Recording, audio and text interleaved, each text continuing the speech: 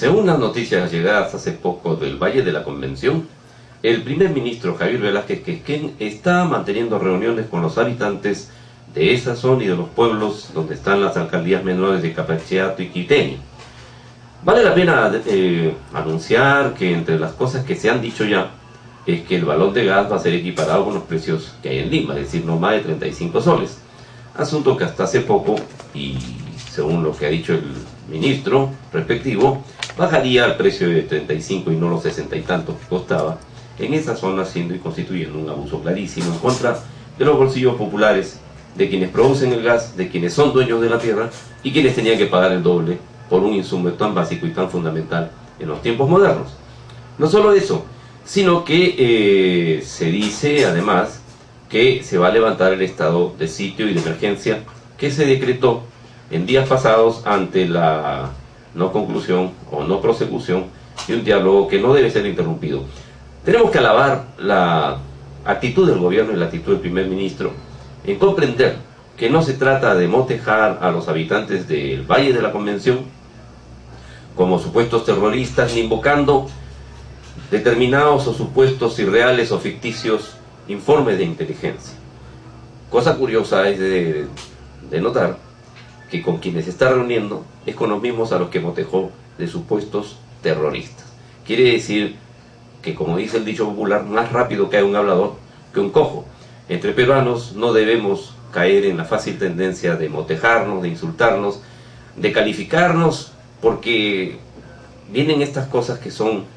una forma de regular, de tal manera que si no fuera por la bondad que se tiene con los políticos actuales,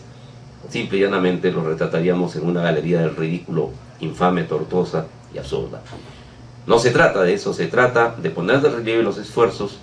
que hace la población para comprender y en salvaguarda del patrimonio nacional como el gas, y también de entender a un gobierno que tiene intenciones, según dicen ellos, de modernizar, de propagar el desarrollo, pero que tiene que haber un justo medio de entendimiento con las poblaciones en el Valle de la Convención. A eso ha ido el primer ministro, entendemos que también está el ministro del ramo, el sector del portafolio, el ministro Sánchez, y confiamos en que los esfuerzos que se hagan conjuntamente sean aquellos que beneficien y marren de una buena vez todos los detalles y el cúmulo de injusticias producidas y que tienen que ver con el racismo, que tienen que ver con la postergación de las formas de vida típicas de la zona y de las etnias locales, y de aquellos que quieren integrarse al progreso, pero no al precio que muchos gobiernos, como el irresponsable actual, pretenden hacer, regalando nuestro patrimonio y negociando en secreto y con desconocimiento absoluto del resto del país. No pocos comentaristas han hecho notar además que las protestas en el Valle de la Convención, si bien es cierto interpretan un sentido nacional de un reclamo con amplio sentido y fecundidad, también es cierto que casi todo el resto del país pareciera no interesarse. La convención está tan lejos, está dentro del Cusco a 4 horas y media, en un viaje más o menos difícil, y al que solamente se llega a través del Cusco hasta Quillabamba en un viaje prolongado. Pero eso no es razón para evitar que las poblaciones del Perú conozcan el tema. Felizmente el asunto del gas hoy es una materia que todos empiezan a conocer y del cual hemos dado algunas demostraciones en el tiempo de cómo se puede contribuir a la información. En efecto, y dicho con mucha modestia, el año 2002, cuando visitamos la zona, visitamos todo el Valle de la Convención, Camisea, Quepacheato, Iguochote, Palmas Reales, Cachiriari, San Martín, y estuvimos con las poblaciones, indagando además por las víctimas de los malos manejos producidos por la falta de cuidado de las empresas en sus estructuras industriales, es decir, de TGP, el transporte de gas peruano, de las otras empresas que estaban allí integrando el consorcio. Logramos hacer un video que se llamó Valle de la Convención Cusco Tierra de Nadie, en la cual denunciábamos cómo es que la presencia foránea había logrado el alzamiento de los precios, un modus vivendi distinto. A los ingenieros y a los extranjeros se les pagaba muchísimo más que a los locales, y había extranjeros de todo tipo, de todo origen, como el caso de argentinos, chilenos, colombianos, ecuatorianos, de toda la haya, Lo injusto y lo absurdo era que ellos se reunían entre ellos solamente, despreciaban a las localidades, a los locales, tenían su propia discoteca, y como es evidente y como ocurrió por ejemplo en el caso de Cajamarca, el nivel de vida se elevaba porque al ganar ellos más y al tener ellos unos cotos de casa, unas zonas para ellos solos, y en las que no permitían otro tipo de consumo, el comerciante local aprovechaba la circunstancia y vendía mucho más caro, y cuando el local se le acercaba pretendía hacer pasar igual de caro las materias. No solo eso, en la construcción del gasoducto, que por aquella época estaba malogrando la cabecera de los cerros, se produjeron más de 30 muertos, inclusive una técnica argentina, una ingeniera argentina, cuyo nombre en ese instante no recuerdo, falleció en las turbulentas aguas de uno de los ríos de la zona, y entonces se produjeron protestas, se produjeron alzamientos, todos acallados porque la policía estaba a órdenes de los diversos gobiernos, y a meter palo, ¿no? Porque muchas veces no se entiende que las poblaciones tienen derecho a protestar. Sin embargo, al parecer esto en el tiempo o con el tiempo ha ido manejándose de algún modo, no sabemos con exactitud a la fecha de qué manera, pero el vídeo no se pasó nunca en el Perú, por lo menos no se pasó por la gran prensa. Valle de la Convención Cusco Tierra Nadie sí fue pasado en Washington, fue pasado en Buenos Aires, fue pasado por diversas organizaciones en el exterior que aprovecharon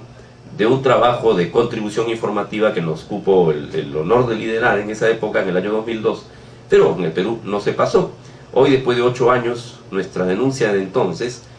queda corta, pero tiene sin duda el membrete pionero de un esfuerzo por el Perú, para el Perú, desde el Perú, y que sin duda alguna constituirá, ojalá que algún día, de algún modo hasta modesto y humilde, una reseña y una señal de alerta de lo que se hizo entonces. Muy bien, vámonos al plano internacional. Hoy se cumple un aniversario más, una fecha, digamos que trágica para la humanidad. El 9 de agosto de 1945 estalló en la ciudad de Nagasaki la segunda bomba atómica. Esta bomba, echada a reventar por un avión norteamericano en los llanos funerales prácticamente de la Segunda Guerra Mundial, obligó a la rendición incondicional de Japón. Y esto costó más o menos 80 a 100 mil muertos. Nadie entiende qué hacía Estados Unidos bombardeando luego de Hiroshima, el 6 de agosto, 3 días antes, otra bomba, como ocurrió en Nagasaki. Hasta hoy, después de 60 y tantos años, el imperio norteamericano, que dice defender la democracia y que dice defender las libertades en todo el mundo, no ha pedido perdón por el bombardeamiento, por el bombardeo de poblaciones civiles donde